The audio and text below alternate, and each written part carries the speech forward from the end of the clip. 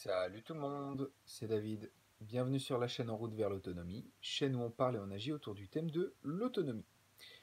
Et aujourd'hui, je voulais parler d'un sujet très important et qui est malheureusement un peu tabou dans le monde de l'autonomie. C'est celui des loisirs. On voit ceux qui ont des loisirs comme des gens oisifs qui ne se consacrent pas pleinement à leur travail de préparation, leur travail d'autonomie. Or là-dessus, j'aurais peut-être un discours un peu plus nuancé. J'ai cru un moment qu'effectivement, pour avoir une bonne préparation, il fallait s'y consacrer pleinement, ne faire que ça. Et effectivement, pendant un temps, je me suis consacré à 100% à mon travail d'autonomie et de préparation. Malheureusement, ce qui s'est passé, c'est qu'au bout d'un moment, à force de ne voir que par ça, de ne penser qu'à ça, de ne faire que ça, eh bien, j'ai commencé à sentir un certain mal-être par rapport à ce manque d'activité hors travail d'autonomie et mon métier.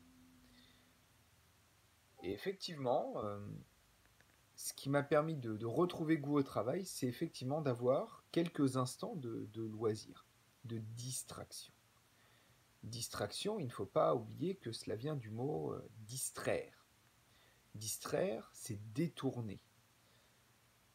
On peut voir un sens positif et un sens négatif au terme détourner. Le premier cas, si vous avez dans l'optique de devenir plus autonome, mais que vous vous détournez de ce chemin d'autonomie en passant trop de temps pour les loisirs. Et bien effectivement, vous n'allez pas avancer. Et ce qui va se passer, c'est que au bout d'un moment, vous n'aurez plus envie de travailler.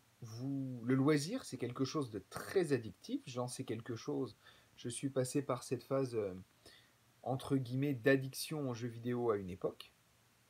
Et c'est même pas vraiment entre guillemets parce que j'y ai passé jusqu'à 16 heures par jour pendant un temps. C'est énorme. Et pendant plusieurs années. Bon, c'était avant de m'intéresser à l'autonomie, mais n'empêche que j'ai passé beaucoup de temps à ça. Et même si je n'ai aucun regret parce que j'ai adoré cette période, je ne faisais rien. Je n'avançais pas dans ma vie. En cela, se détourner, se distraire de l'activité d'autonomie lorsqu'on s'y intéresse, c'est quelque chose de mauvais, puisque c'est un cercle vicieux dont il est difficile de sortir. Cependant, il faut parfois savoir se détourner, se distraire de l'autonomie, du travail de préparation, etc., etc. Il m'arrive encore, ponctuellement, de jouer à certains jeux vidéo. Alors, beaucoup moins qu'avant. En ce moment, d'autant plus en période estivale, avec tout le boulot que j'ai, c'est très compliqué pour moi de pouvoir m'y mettre, de m'y consacrer autant que je le souhaiterais, parce que j'aimerais bien pouvoir jouer un tout petit peu plus.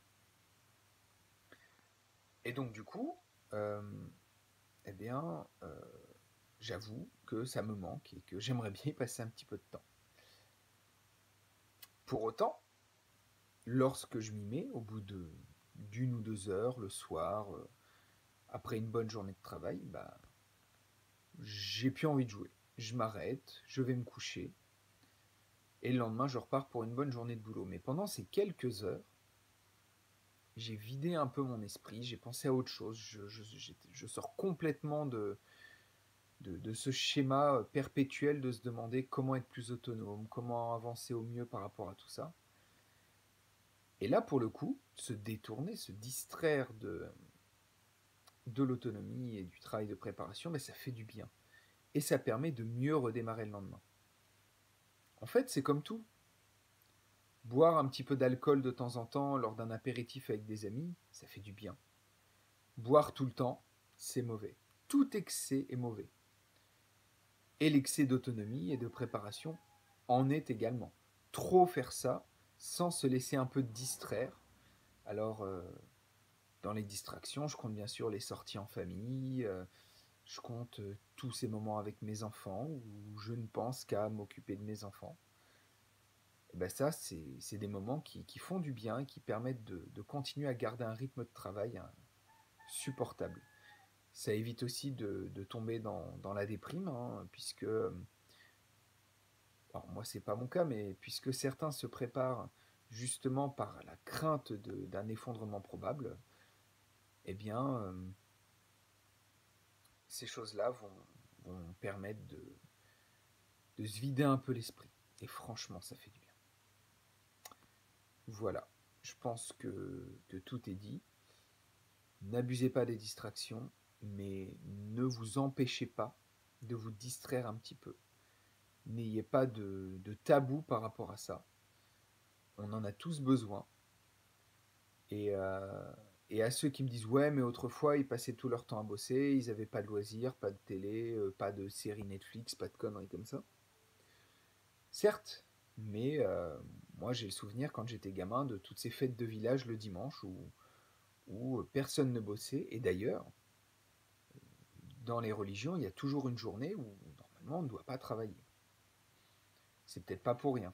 C'est pour éviter la frustration, pour éviter d'être malheureux par rapport à ça. Et donc c'est pour cela que je vous conseille à tous de vous distraire. Et autrefois, ils savaient se distraire, hein. Le dimanche, dans les soirées de village, même si aujourd'hui ça n'existe plus, que ça a été remplacé par d'autres choses, bah, ils savaient s'amuser, puis ils se foutaient un peu sur la gueule à la fin, puis ils repartaient en buvant un coup tous ensemble. Mais au moins, ils pensaient à autre chose que leur quotidien. Portez-vous bien. À très bientôt. Ciao.